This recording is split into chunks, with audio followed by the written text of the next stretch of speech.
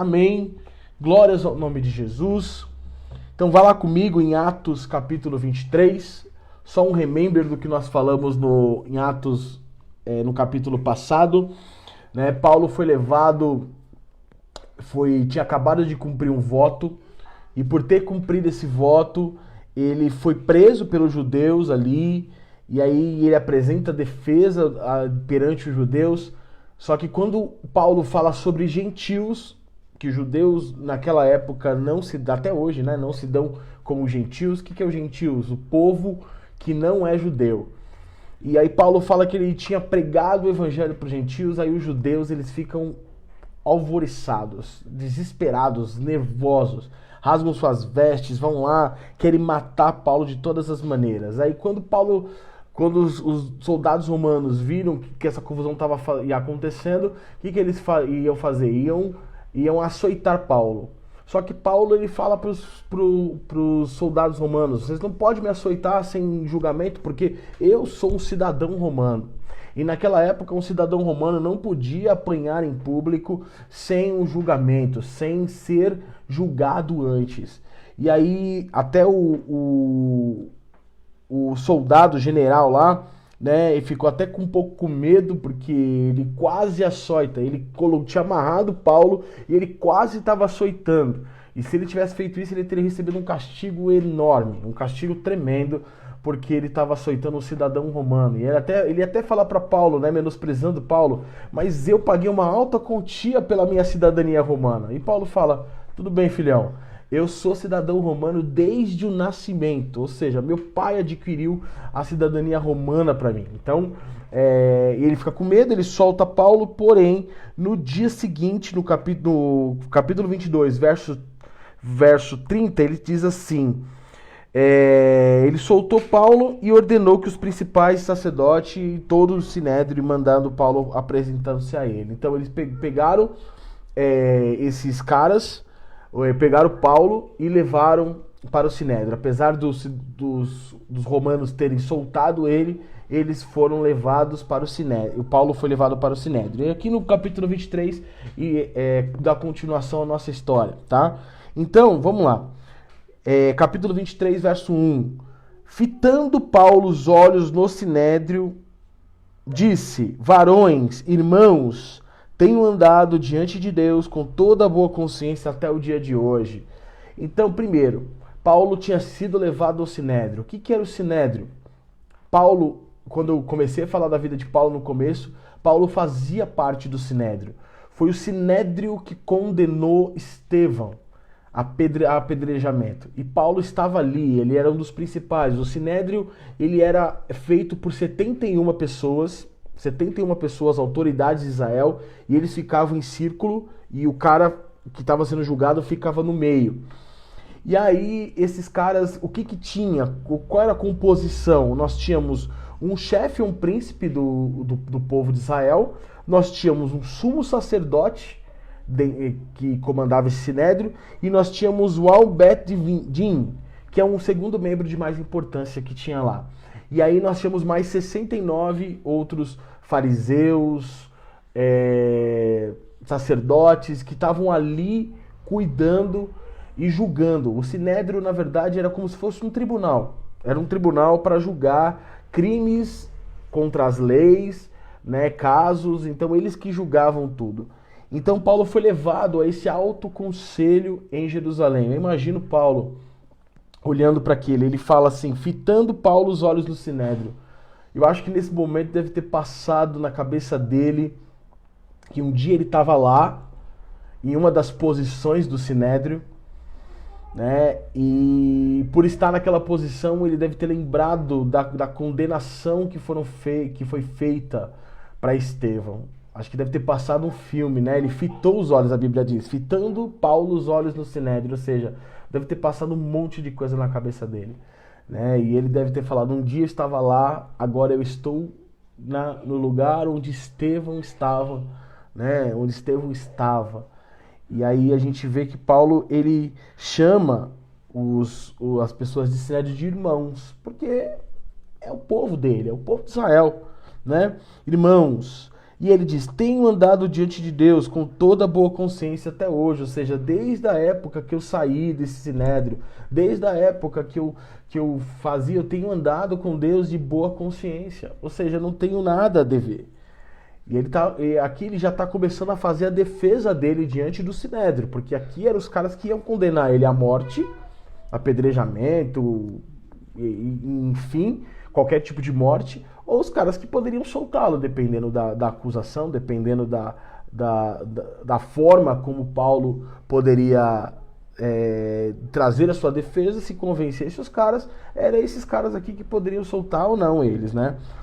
E aí ele fala isso com toda a boa consciência até o dia de hoje. E aí no versículo 2, mas o sumo sacerdote Ananias mandou aos que estavam perto dele que lhe batessem na boca. Imagina, o sumo sacerdote,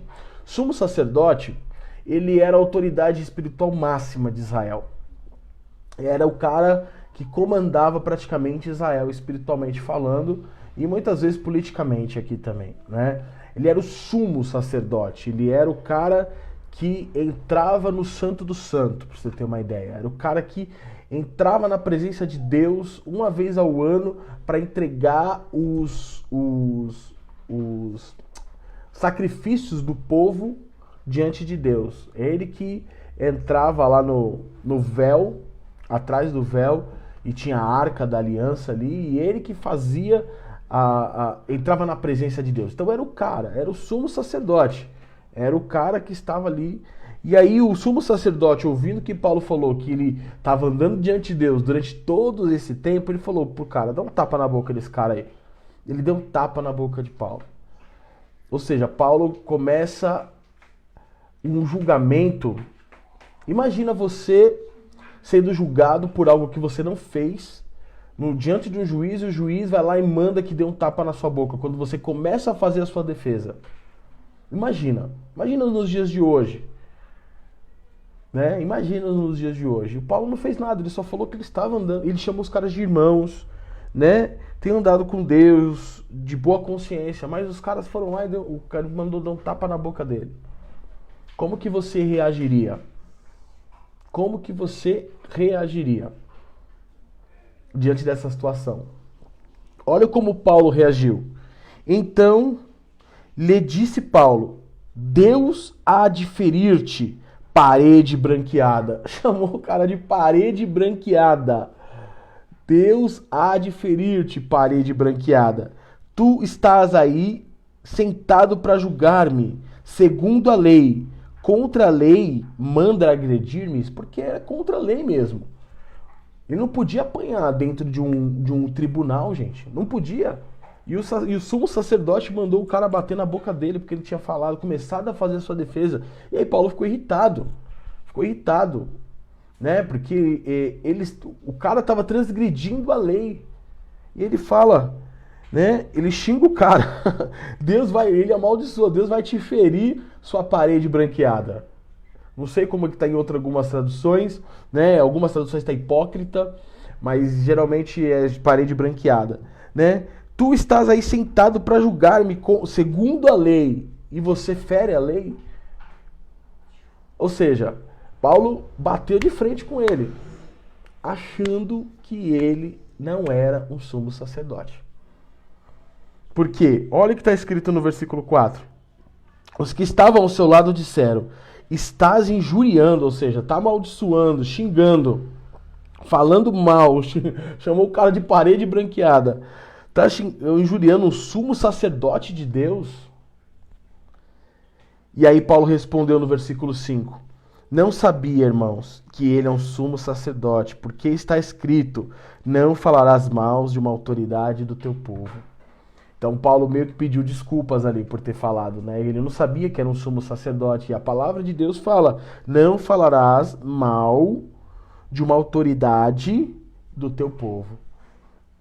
Então até nisso Paulo, num impulso que ele tomou, viu que a lei estava sendo transgredida, totalmente transgredida, tomou um tapa na boca, e ele ficou revoltado, falou só que ele não sabia que era uma autoridade do povo. Que lembra que nós falamos? O sumo sacerdote, ele era a autoridade máxima espiritual ali do povo. E aí Paulo chama o cara de parede branqueada. Tomou um tapa, né, e chamou o cara de parede branqueada. E ainda amaldiçoou, Deus vai te ferir ainda. Né? Mas ele era uma autoridade. Ele era uma autoridade. Ele pensou que era qualquer sacerdote ali naquele momento. Né? Talvez Paulo tivesse... ele ficou tão cego nesse momento de tomar um tapa na boca, de ser transgredida a lei, que ele não percebeu que era o sumo sacerdote. Né? E o sumo sacerdote era uma figura... Não era difícil de identificar o sumo sacerdote, porque o sumo sacerdote ele tinha uma roupa diferente, ele tinha um negócio, como se fosse um charpe aqui, um pano, que tinha 12 pedras que representavam as tribos de Israel. E talvez Paulo nem notou isso, cara, porque ele deve ter ficado muito bravo quando transgrediu a lei. Para comprovar que Paulo não estava contra a lei. E os caras tinham acusado ele que ele estava pregando contra a lei. E ele mesmo ficou revoltado quando a lei foi transgredida. Né? Só que ele também acabou transgredindo a lei porque ele não sabia. Chamou o sacerdote de parede branqueada. Isso mostra que nós devemos honrar autoridades. Né? A autoridade do teu povo. Qual que é a autoridade do povo? Então nós temos que honrar as nossas autoridades, né? Nós temos que respeitar. Não fale mal do seu pastor, não fale mal de um líder seu, não fale mal, Paulo, mas ele fez uma coisa errada, ele transgrediu alguma coisa. Chega junto e conversa com ele. Não fale mal pelas costas, chega junto, sabe? E fala com ele assim, olha, eu não gostei disso, que você fez errado disso. E a Bíblia fala, se ele não ouvir, chama mais um irmão como testemunha e fala com ele. Se ele não ouvir, chama mais outro. E se ele não ouvir, expõe para a igreja. E se ele não ouvir, aí a Bíblia diz para considerá-lo fariseu. Para considerá-lo uma pessoa que já foi orientada várias vezes e não foi. Né? Então, se ele está cometendo um erro, não saia falando de mal dele para todo mundo. Porque a Bíblia é clara, você está transgredindo um mandamento. Você está transgredindo um mandamento. E aí, está transgredindo uma ordem. Não fale mal. Então, Paulo, na hora que ele percebeu que era o sumo sacerdote, ele pediu desculpas. Eu não sabia, ele falou, não sabia. Infelizmente, eu não sabia. E aí, o que acontece? Depois desse episódio, Paulo, ele começa, sabendo Paulo que uma parte do Sinédrio, no versículo 6, se compunha de saduceus e outra de fariseus, ou seja, ele sabia que uma parte do Sinédrio lá tinha saduceus e fariseus. Uma coisa bem simples, uma grande diferença entre eles. Os saduceus, eles não acreditavam na ressurreição, que alguém voltava dos mortos. E os fariseus acreditavam, através de Ezequiel, que eles falavam da profecia de Ezequiel, de que sim, os mortos voltavam. As escrituras diziam que sim, e eles acreditavam. Então, quando Paulo ele olhou, ele falou assim, olha, tem saduceus e tem fariseus aqui. E aí o que ele fez? No versículo 6. Sabendo Paulo que uma parte do Sinédrio se compunha de saduceus e outra de fariseus, exclamou, ou seja, disse, varões irmãos, eu sou fariseu. E Paulo era fariseu, sim. Né? Eu quero desmistificar uma coisa aqui, tá? Eu já tinha falado em outras aulas. Ser fariseu na época não era ruim não, tá? Fariseu era um cara que estudava a Bíblia, era um cara que tinha zelo por Deus, era um cara que ele conhecia a palavra como ninguém, né? Ser um escriba e fariseu era alta patente ali em Jerusalém, né? Hoje a gente usa, quando a pessoa faz uma coisa errada, seu fariseu. Por quê? Porque os fariseus, infelizmente, eles usavam essa posição deles para se gabar. Eles usavam essa posição para fazer tudo bonito. Muitas vezes o próprio Jesus disse que eles quando faziam jejum, eles não escovavam o dente, não lavavam o rosto e saíam perambulando pela cidade dizendo que eles estavam fazendo jejum, fazendo... O problema é que eles usavam a posição dele para se mostrar. Eles usavam a posição deles para se mostrar que eles eram mais santos que as outras pessoas. Esse era o único problema dos fariseus, mas ser um fariseu na época era uma grande honra, era uma grande honraria que qualquer judeu que conhecesse a Deus queria estar naquela posição, mas não era fácil estar ali entre os fariseus, né? Tinha regras, tinha situações. E Paulo fala, eu sou um fariseu, filho de fariseus, ou seja, os pais de Paulo, né? Filho de fariseus, eram fariseus também. No tocante à esperança e à ressurreição dos mortos, eu sou julgado. E aí Paulo, não sei se ele fez de propósito, mas ele tocou no assunto, cara. Ele tocou no assunto onde ia dar briga entre os caras. Saduceus de um lado, que não acreditavam em ressurreição dos mortos. E fariseus de um outro. Ele viu que tinha fariseu e falou assim, eu vou tocar nesse assunto. Porque ele estava sendo julgado sim por pregar que Jesus ressuscitou dos mortos. Ele estava sendo julgado por isso. E ele falou, então, sei lá, cara, eu vou me defender aqui e vou puxar os fariseus pro meu lado aqui. Olha, ele fala, eu estou sendo, no tocante à esperança e à ressurreição dos mortos, no versículo 6, eu sou julgado. E aí então ele lança uma palavra, ele falou, estou sendo julgado porque eu acredito na ressurreição dos mortos. Fariseus também acreditavam na ressurreição dos mortos. Por isso que ele fala, irmãos fariseus, eu sou fariseu, meus pais eram fariseus também, e eu estou sendo julgado por pregar a ressurreição dos mortos. E aí, cara, os saduceus, como eu falei, eles não acreditavam. Olha o que aconteceu no versículo 7. Dita essas palavras, levantou-se grande discussão entre fariseus e saduceus, e a multidão se dividiu. Ou seja, ele começou a fazer a defesa dele. No começo estava todo mundo contra Paulo, todo mundo contra. Fariseus, saduceus, estava todo mundo querendo a morte dele. E aí ele falou assim, não, tem saduceus e fariseus aqui, eu vou usar com sabedoria algo, porque eu estou sendo julgado por isso. Fariseus, olha, estou sendo julgado por acreditar na ressurreição dos mortos. E aí imagina os saduceus falando, mas ninguém volta dos mortos. E aí os fariseus, volta sim, lá em Ezequiel está dizendo que volta. Tal. Aí criou-se uma confusão dentro do Sinédrio, né? Porque Paulo queria, assim, ele estava se defendendo, né? E acabou tendo essas pessoas do seu lado ali, né? Então, e a multidão se dividiu. Metade ficou contra Paulo e metade ficou a favor.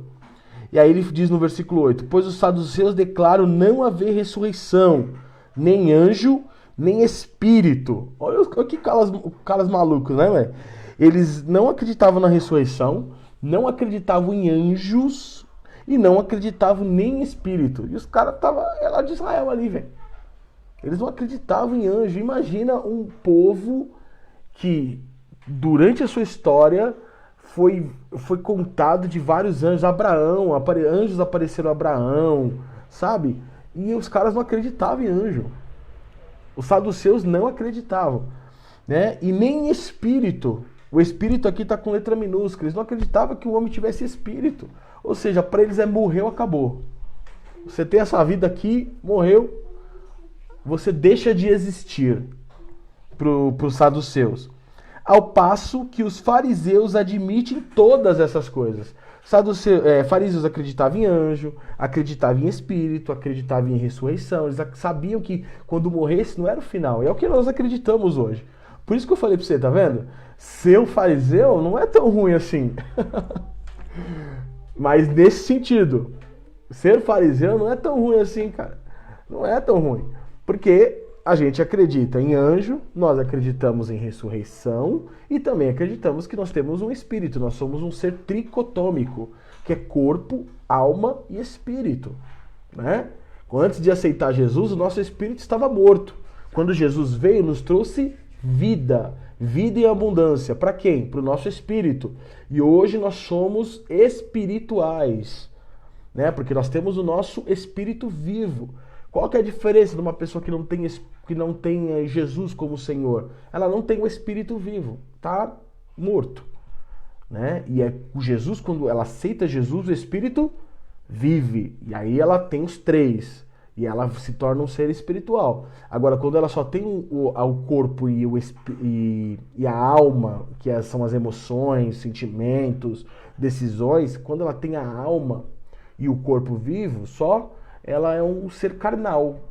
Carnal, porque ela vive de acordo com as suas emoções, vive de acordo com o seu temperamento, né? É por isso que nós devemos nos alimentar o nosso espírito através da palavra, através do jejum, através da oração constante, para que o nosso espírito consiga dirigir a nossa vida, porque o nosso espírito testifica com o Espírito de Deus que habita em nós, para dizer que nós somos filhos de Deus. Então, se o nosso espírito está vivo e fortalecido, ele vai dirigir as nossas ações. Nós vamos tomar ações baseadas na vontade do Espírito Santo, que comunica com o nosso espírito, né?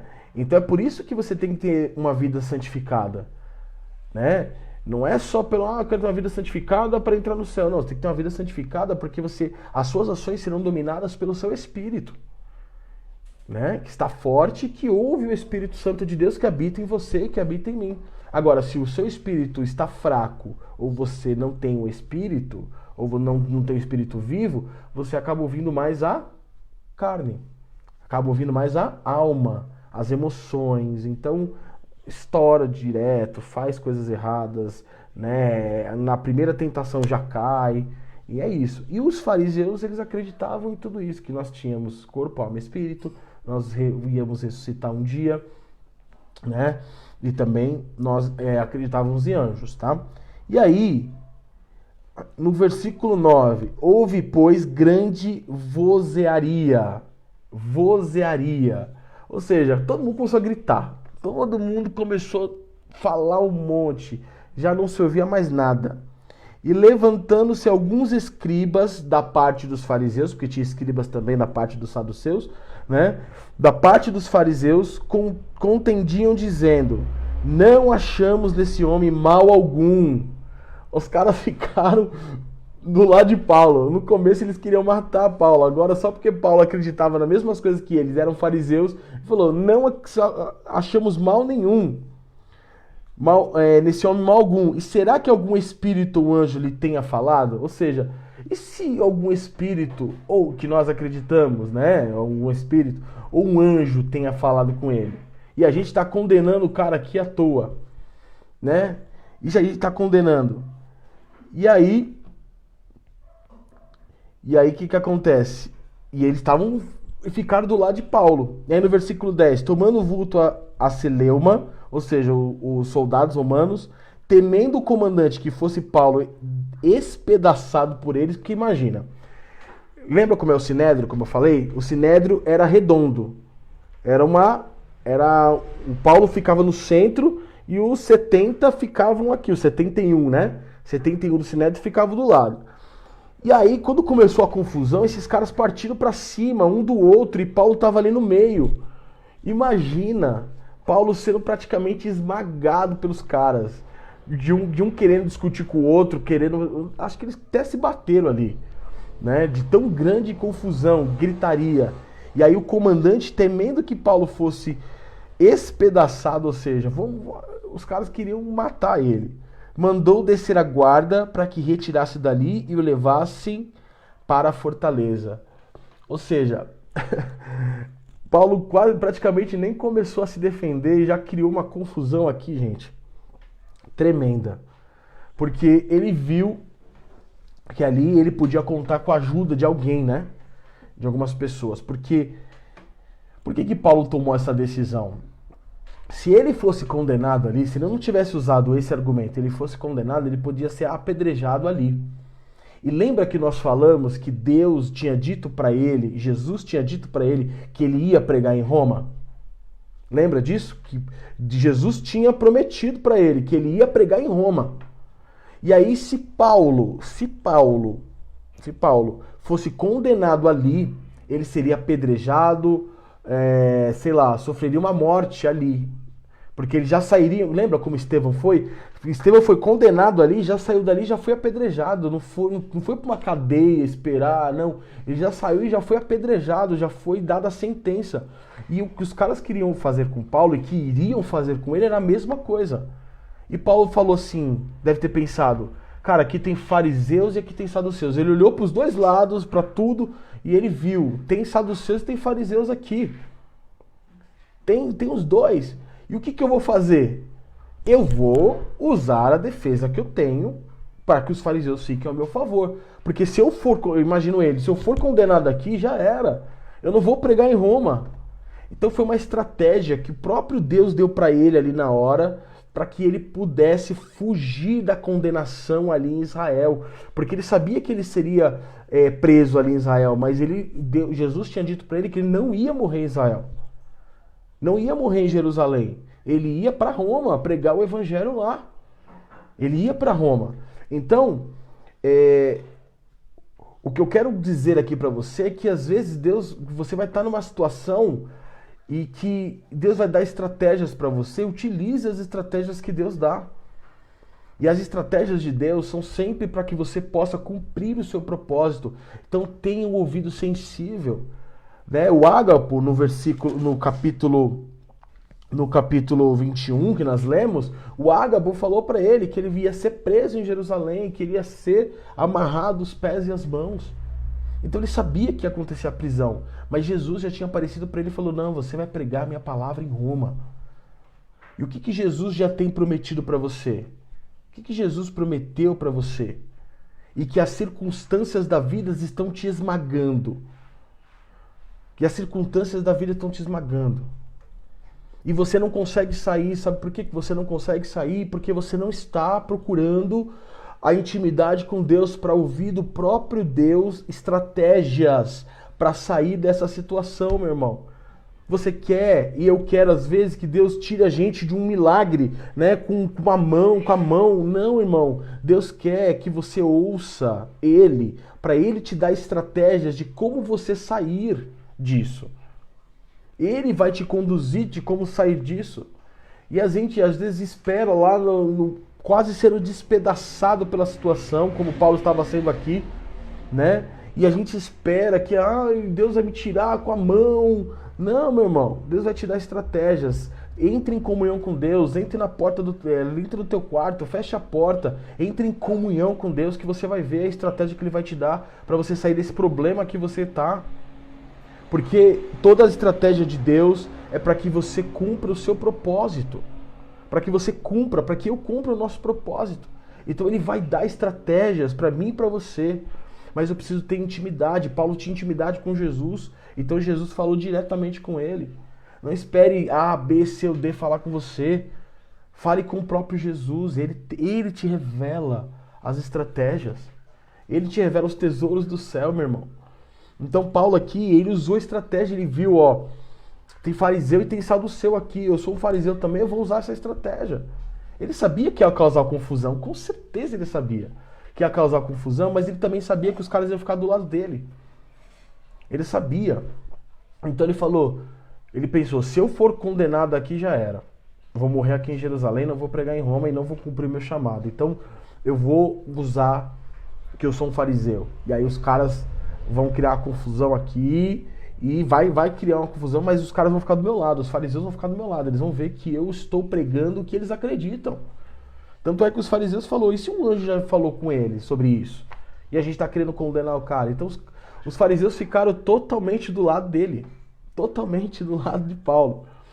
E aí começou a confusão, a amassar ele, a esmagar ele, e aí os soldados romanos tiraram ele dali.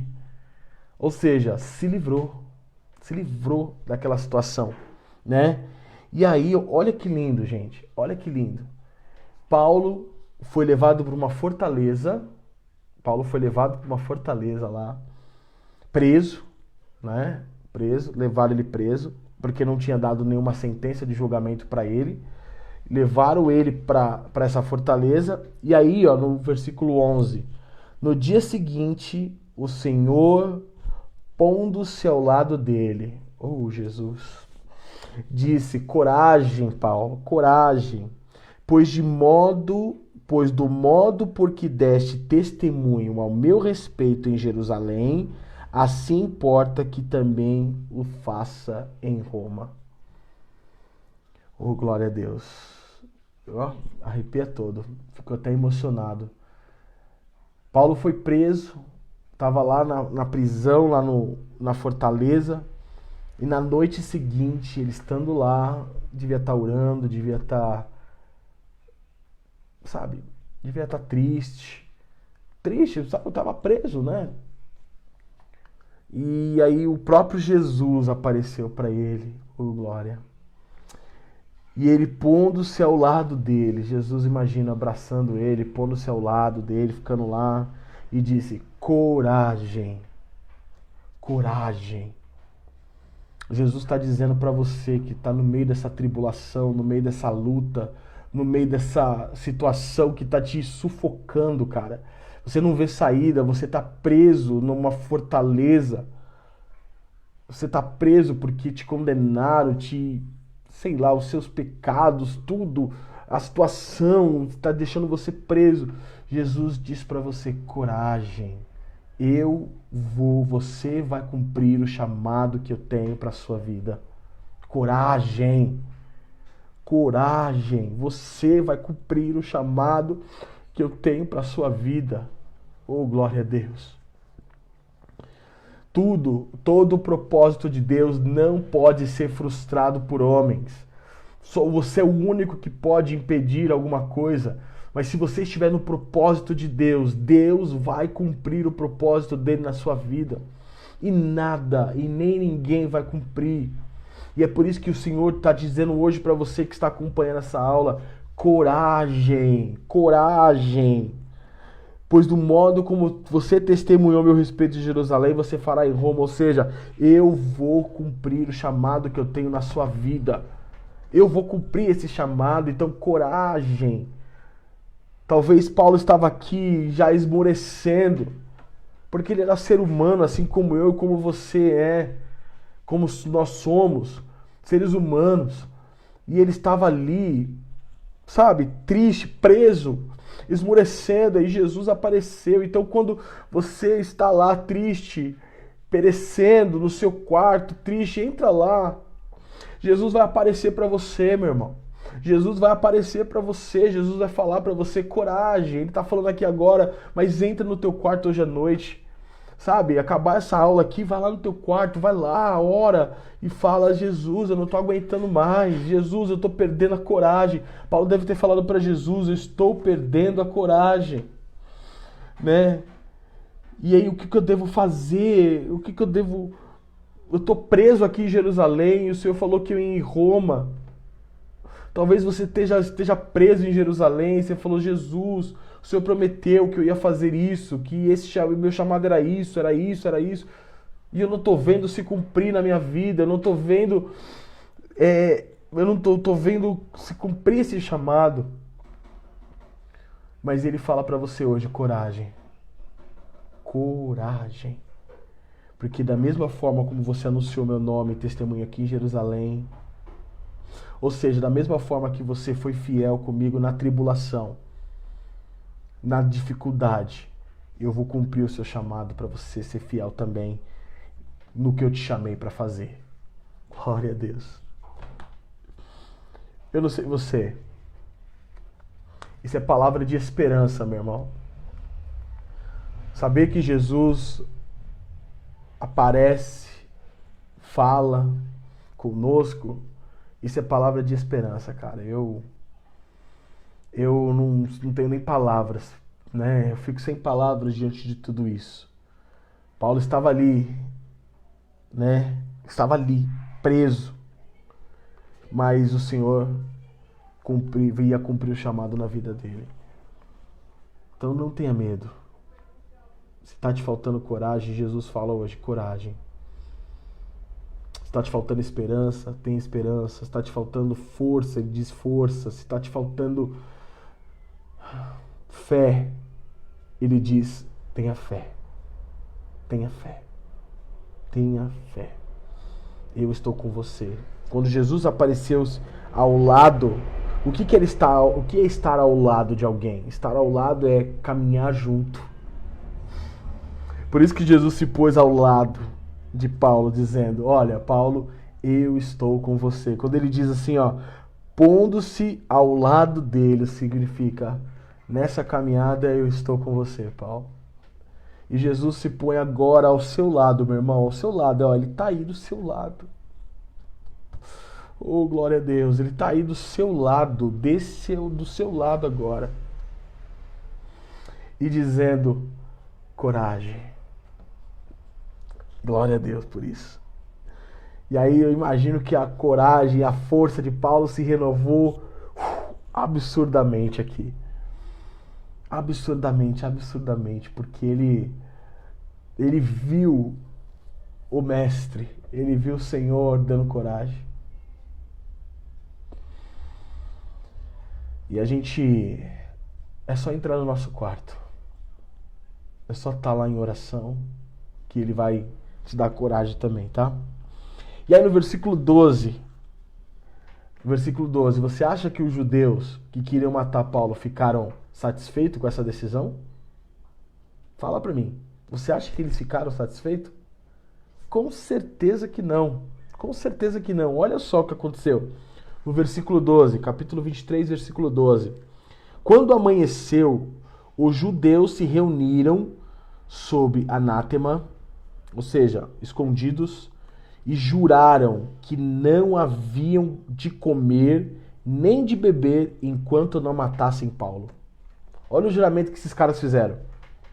Enquanto Paulo não morrer, enquanto a gente não matar ele, e nós não vamos comer e nem beber. Olha no versículo 13. Eram mais de 40 os que entraram nessa conspiração. Mais de 40 judeus fizeram um voto de que não iriam comer e nem beber enquanto não matassem Paulo. Enquanto não matassem ele. Talvez você esteja alguém conspirando contra você. Talvez tenham feito trabalhos, feitiços, macumbas, sei lá. Mas quem te guarda é o guarda de Israel, meu irmão. Nenhuma condenação, nenhuma praga chegará à sua tenda. Porque o Senhor que está guardando a tua casa, é o Senhor que está guardando a tua vida, é o Senhor que está te guardando de todo o inimigo, é o Senhor que está te protegendo. Eles podem fazer a respeito 40 dias, 40 caras para matar Paulo, não vamos comer nem beber, não interessa, não importa qual feitiço, não importa qual situação, quem te prometeu, quem está com você é maior do que eles. Porque maior o que habita em nós do que o que está no mundo. Então não importa o que fizeram para você, não vai te pegar. Sabe por quê? Porque o maior é que está com você. Você tem um Espírito Santo habitando dentro de você. E nenhuma maldição vai pegar sobre você. Nenhuma condenação, nada. Porque é o Espírito Santo que está em você. E o apóstolo Paulo sabia disso. E aí no versículo 14... Estes, indo ter com os principais sacerdotes e os anciões, disseram: juramos sobre pena de anátema. Ou seja, não podemos revogar isso. Não comer alguma coisa enquanto não matarmos Paulo. Agora, pois, notificai ao comandante, juntamente com o sinédrio, que vô-lo apresente como se estivesseis para investigar mais acuradamente a causa. E nós, antes que ele chegue, estaremos prontos para assassiná-lo. Então eles falaram assim, olha, nós juramos que nós não vamos comer nem beber. Chegaram nos sacerdotes, chegaram nos líderes lá. Nós juramos que nós não vamos comer nem beber enquanto não matarmos Paulo. Então faz o seguinte, fala para o comandante lá de Roma, para Paulo vir de novo para o Sinédrio, que agora a gente vai ficar no pianinho. A gente quer só investigar mais algumas coisinhas.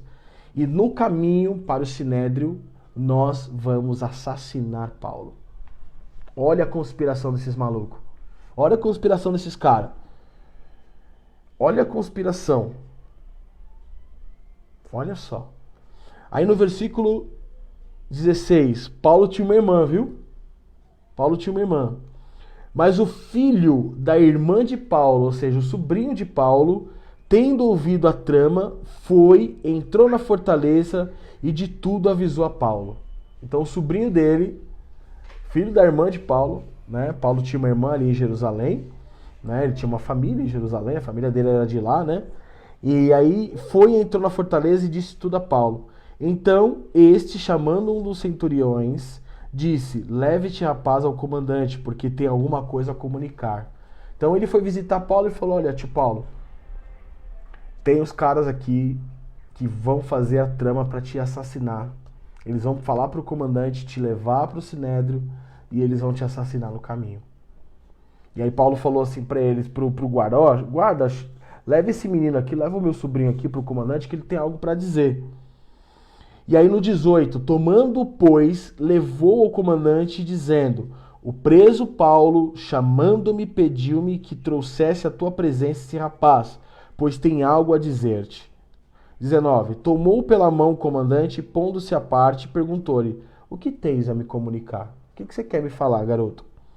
Né? Respondeu ele: os judeus decidiram rogar-te que amanhã apresente Paulo ao Sinédrio, como se houvesse de inquirir mais acuradamente, ou seja, mais detalhadamente a seu respeito.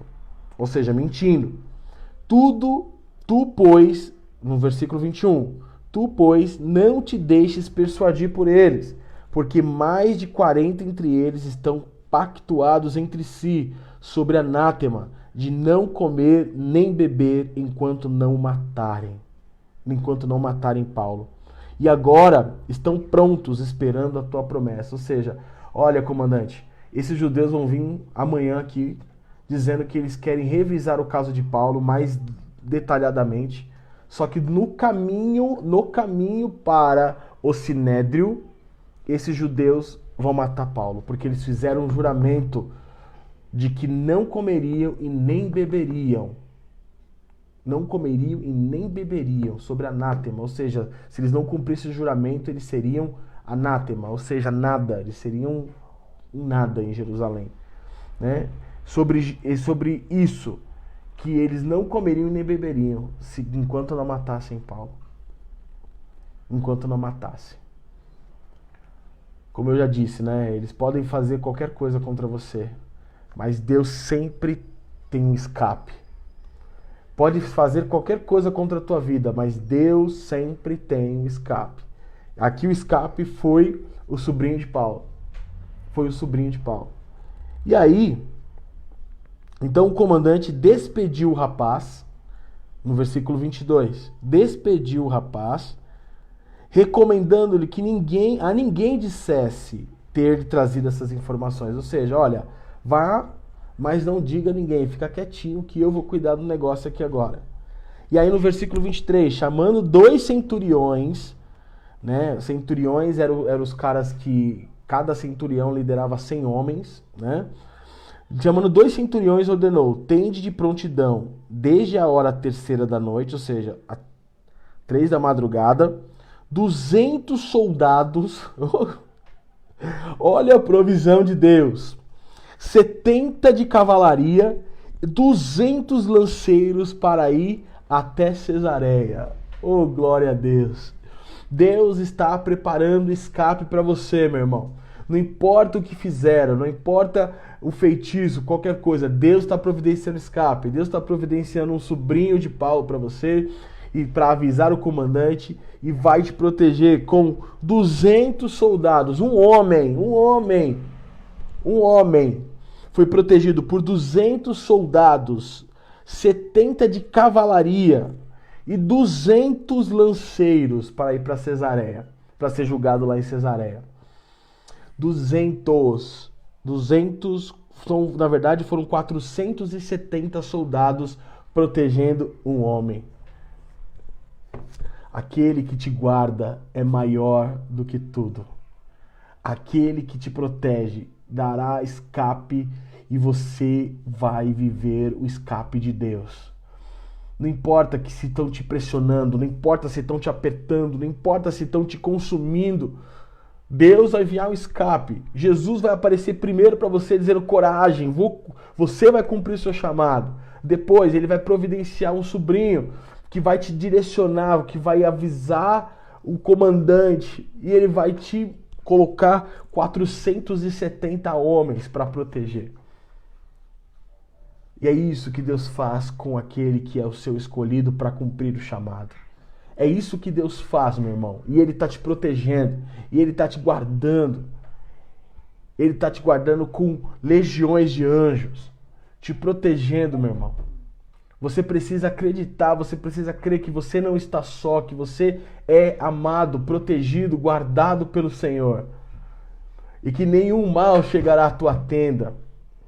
E que toda maldição, toda macumba, tudo que fizeram para te destruir, meu irmão, está amarrado, quebrado em nome de Jesus, porque quem te guarda é o guarda de Israel. E o guarda de Israel não tosqueneja, não dorme. O guarda de Israel está acordado, te protegendo e te guardando. Glórias a Deus. Você pode glorificar o Senhor aí na sua casa? Glórias a Deus, eu sou protegido. Fala, eu sou protegido. Eu sou protegido. Porque o guarda de Israel te protege. Oh, glória a Deus. E aí ele diz no versículo 24, além de toda essa cavalaria protegendo Paulo, preparai também animais para fazer Paulo montar e ir em segurança ao governador Félix. Ou seja, Paulo não vai a pé.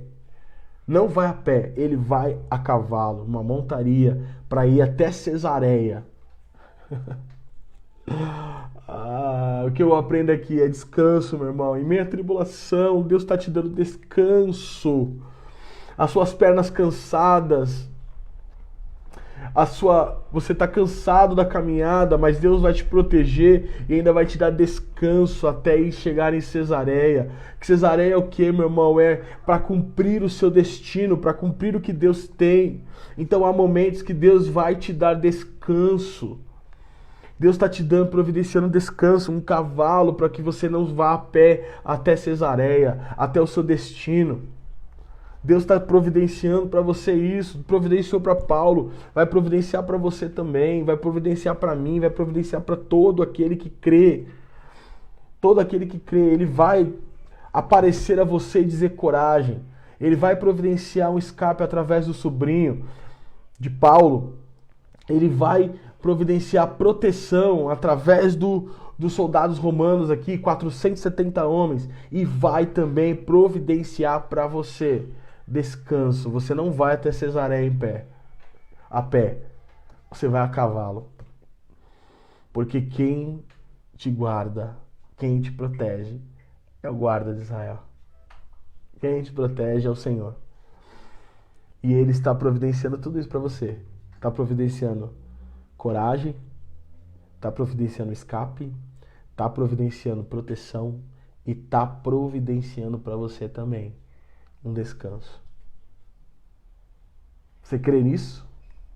Você crê? Se você crê, diga amém aí. Diga amém para você mesmo. Eu creio, Senhor. Eu creio. Glória ao nome de Jesus. Deus é bom. Deus é bom. E aí, o comandante escreveu uma carta nesses termos. Aí eles estavam indo para Cesareia para ser apresentado a Félix, né? Que era o governador ali de Cesareia, era uma figura muito importante de Roma, e ele que julgava, né? Ele que fazia o julgamento. E aí ele sabia, porque ele ia chegar de surpresa lá. Porque não estava nos planos do comandante levar Paulo para Cesareia, não estava nos planos dele. Mas os planos mudaram, né? E aí então ele ia levar Paulo para Cesareia, então ele mandou uma carta, um mensageiro com uma carta antes, olha, daqui tanto tempo nós vamos chegar aí com o prisioneiro, ó. E aí o comandante era Cláudio, o nome do comandante. Cláudio Lisias, ao excelentíssimo governador Félix, saúde. Então, versículo 27. Este homem foi preso pelos judeus e estava prestes a ser morto por eles. Quando eu, sobrevindo com a guarda, o livrei para saber que ele, por saber que ele era romano. Então ainda martelava na cabeça dele que Paulo era romano, ou seja, os judeus vão matar ele sem julgamento? Não, ele é um cidadão romano, vamos levar ele para um governador romano. Porque se eu levar esses caras para os judeus, os caras vão matar ele, então vamos levar eles para um governador romano.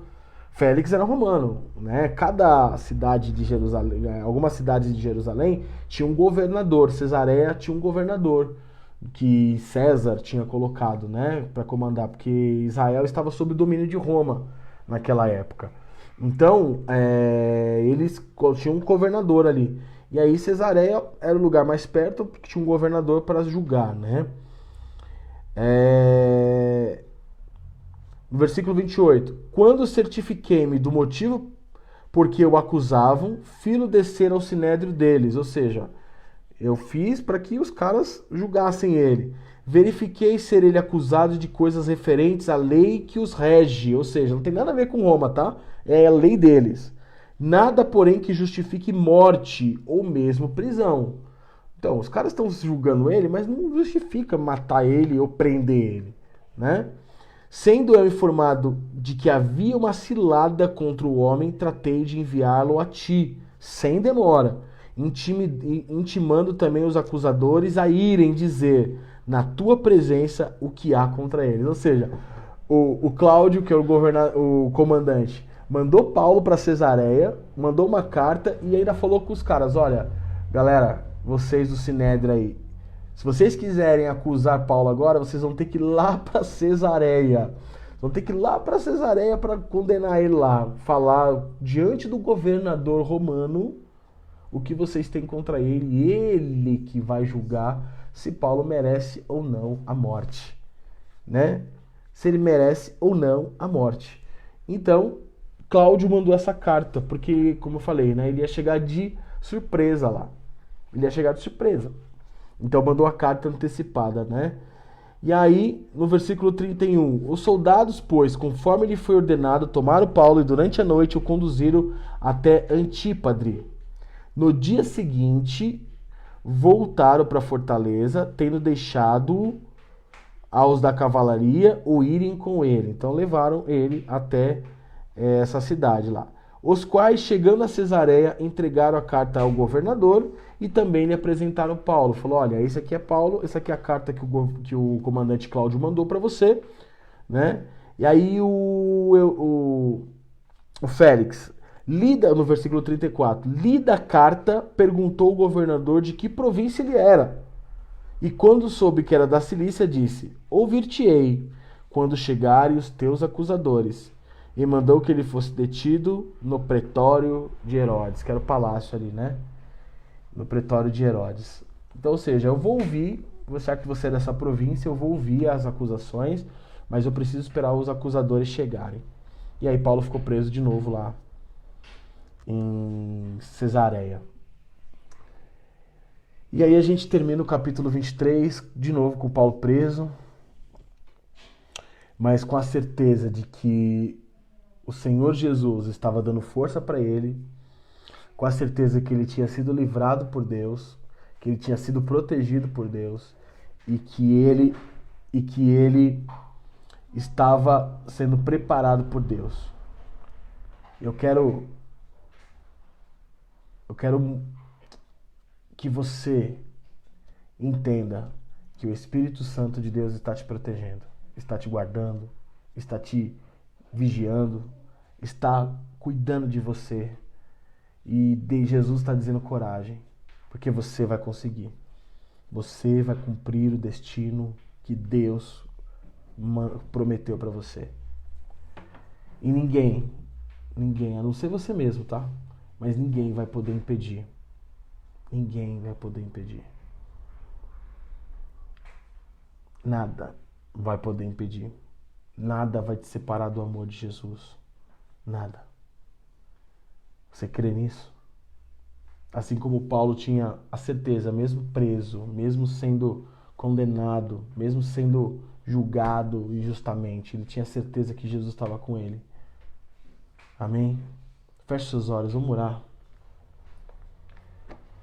Deus, muito obrigado por essa aula de hoje.